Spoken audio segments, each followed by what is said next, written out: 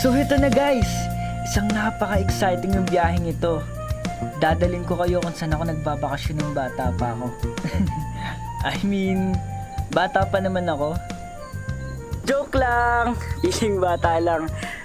Anyway guys, nandito tayo sa Casile, Laguna, Philippines! Well guys, to be honest, I don't know what to expect. Medyo matagal na akong di napunta dito eh. Ang natatandaan ko lang si Unggoy, yung kababata akong anak ng caretaker namin. Super loves ko tong taong to. Pero ito yung gagawin natin guys. Ipaprank natin si Unggoy. Kunwari, hindi ko siya maaalala. Not at all. Tingnan natin kung ano magiging reaction niya.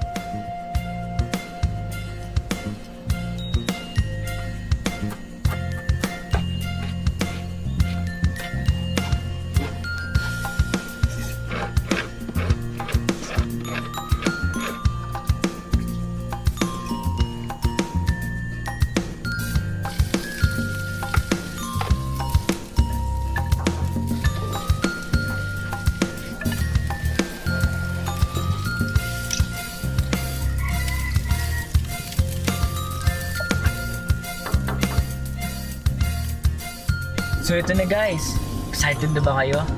Ako excited na ako. Excited na ako mag-prank ng tao. This is it guys!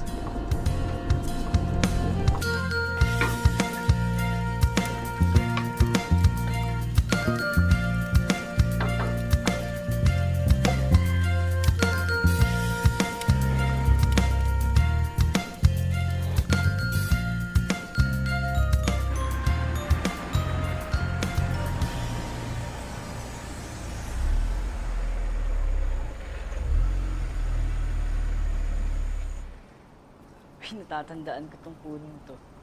Ay, alam ko yan. Avocado yan. Favorite ko kasi yan.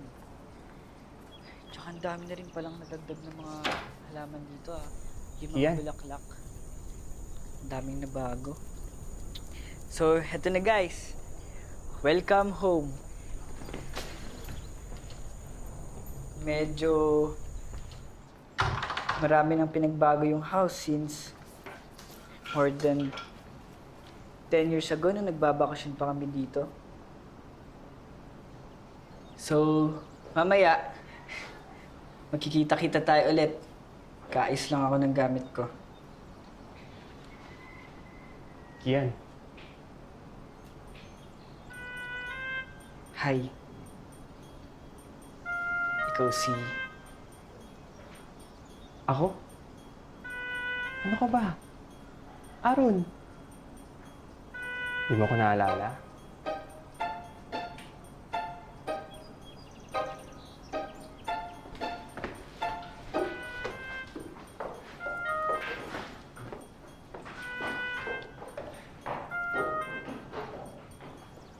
Pero nung bata tayo, inasar mo akong unggoy.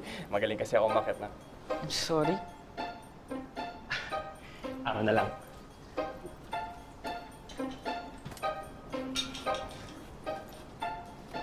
Thanks. Huwag mo na isara.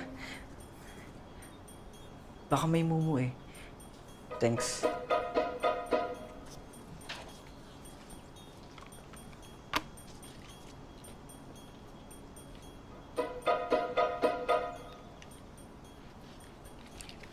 Guys, did you see that reaction? Effective yung prank natin. Simula pa lang guys, hindi pa din nagtatapos.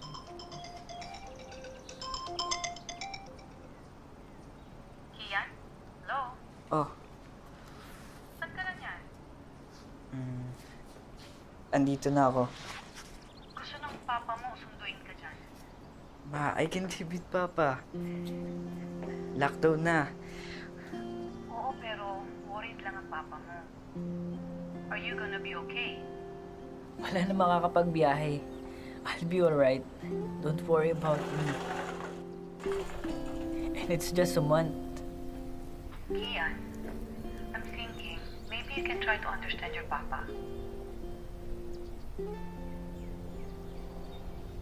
Ma? Ma, we're not going to talk about it.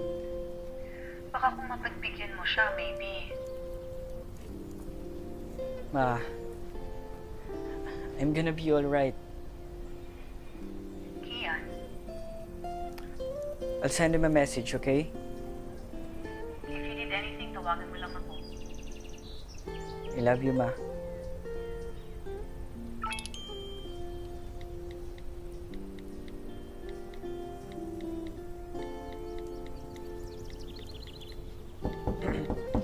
Mag-ready ka na.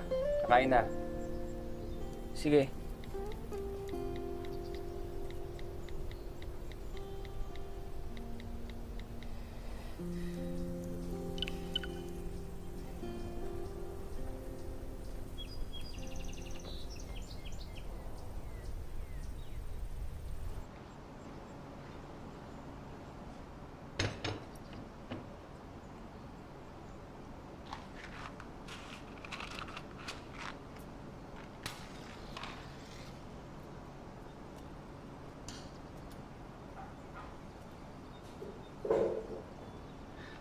Iniinit ko muna. Tagal mo kasi bumaba eh. Matagal ka na nag-stay dito. Matagal na po. Mag-isa ka lang. Sina Lola, pero nasa norte. Ba't di ka pa mag-asawa?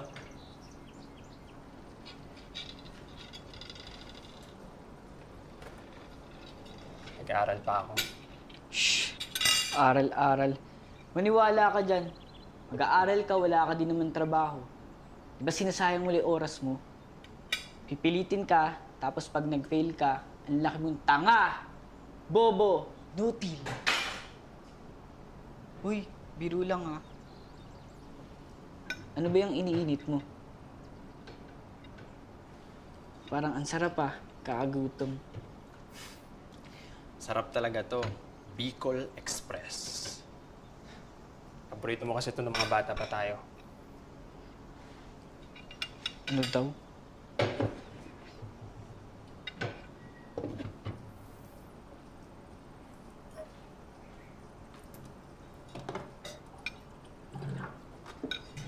Sarap pa boy dito. Nagda-diet. Allergic kasi ako sa baboy eh. Lalo na ako nagda-diet. Pero sige, tikman ko na din. Para naman di masayang yung effort mo. Wala ka bang alak? Wala eh. Hina mo naman.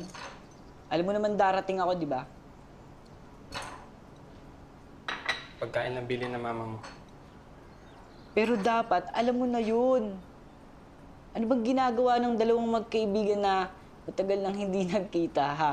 Unggoy? Hanggang ngayon ba naman, unggoy ka pa rin?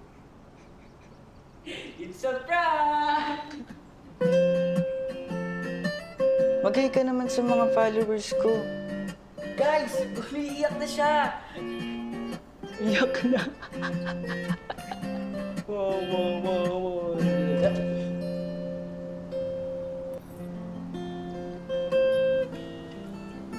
Allergic pala sa baboy ah. Sarap kasi ng baboy niya eh. Nagda-diet. Gusto ka pang kainin? Adobong manok! Yung native! Ano? Wrapped up.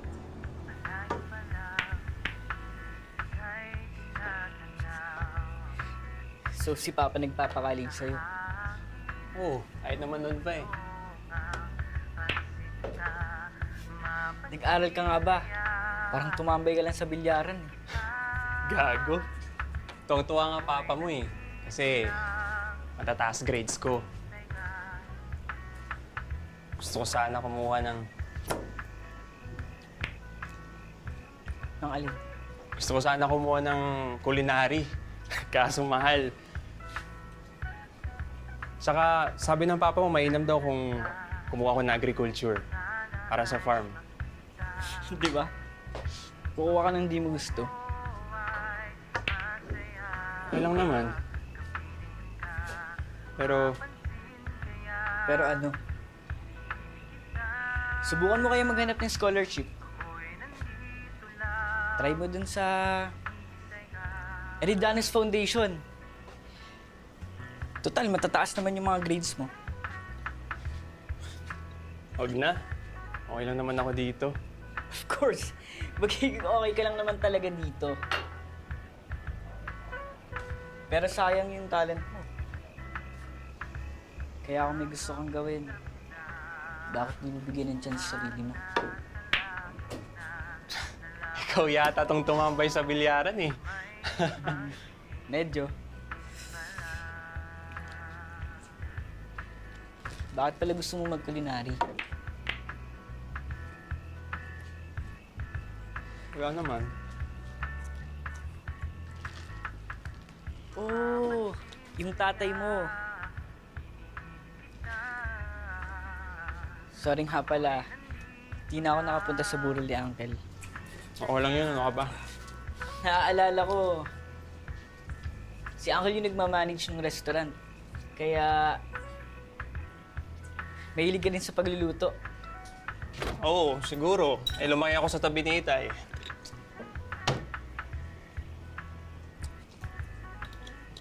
Teka. Ba't ako lang nagkikwento? Ikaw, nabalita sa'yo. Huwag na. Masira pa yung gabi natin. May na nga lang tayo nagkasama eh.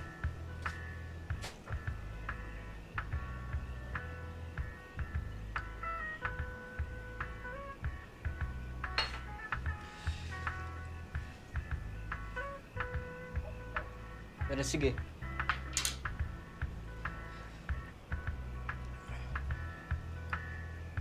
Ano ba yung gusto mong malaman? Buti naisip mo pumunta dito.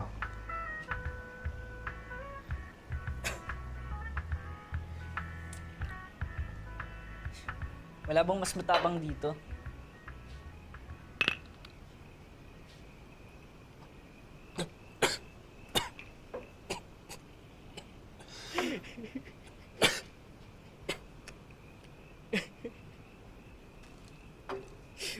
Well, hindi naging maganda yung relationship namin ni Papa. Palibhasa si Kuya Miguel, abogado. Si Ate Leslie naman,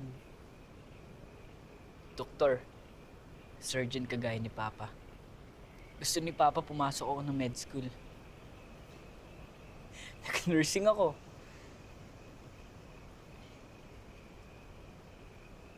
Hindi ko lang natapos yung first year. Sobrang hirap.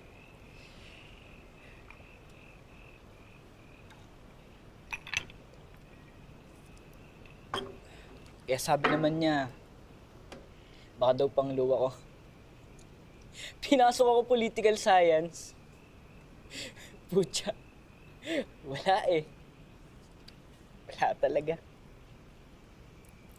Pinagbintangan pa ako nagda-drugs, barikada. Kung ano-ano pa yung tinawag niya sa akin.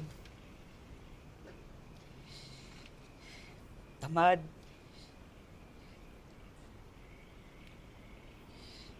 Tanga, bobo. Inutil.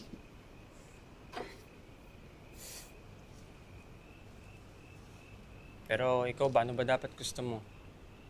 Filmmaker.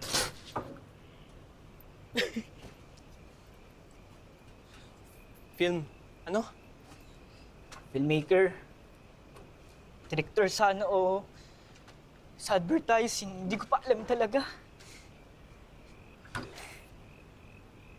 Kaya pala, palagi kang may dalang camera.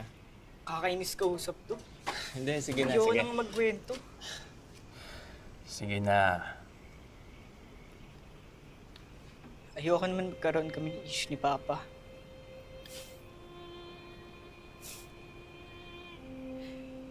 Kaya nga pinagbigyan ko rin eh.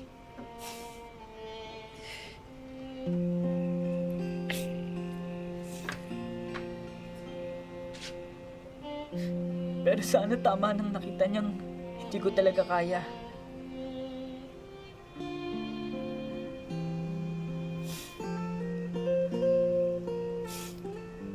Sana bigyan naman niya ako ng chance na hanapin ko yung sarili kong journey. Hindi ako ginajudge.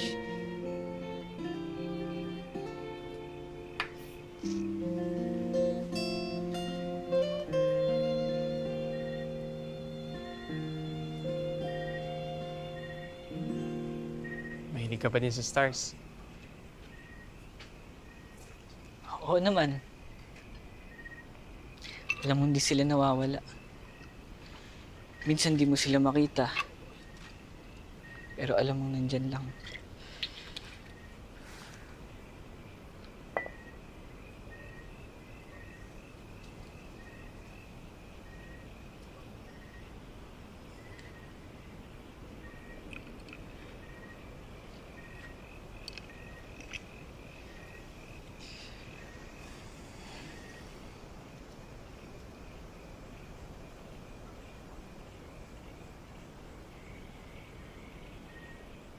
Ginugulangan mo ba ako? Di ah. Anong ginugulang? Ba't parang ako lang lasing? Mahina ka eh.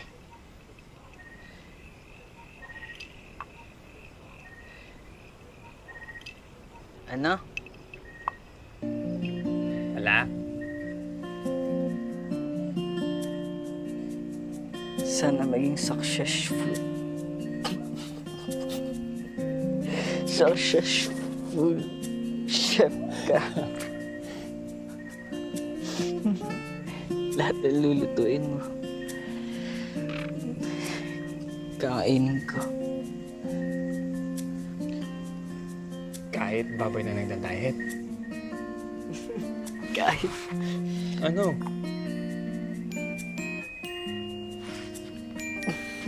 Lasing ka na.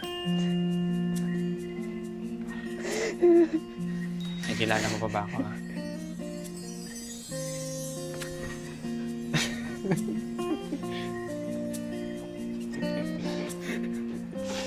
Wala ka pa ding binagbago, Mr. Kian Nuestro. Ang kulit-kulit mo pa din. Sa wakas, at tayo muling nagkita.